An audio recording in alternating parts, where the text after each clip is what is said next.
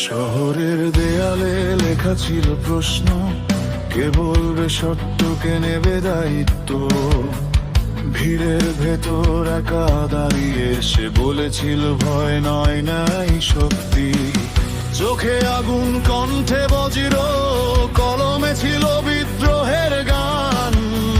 ক্ষমতার সামনে মাথা নত নয়, এই দেশ আমার, এই তার শপথের নয়। ওরা চেয়েছিল কণ্ঠ থামাতে, ওরা জানতো না ইতিহাস কিভাবে জাগে।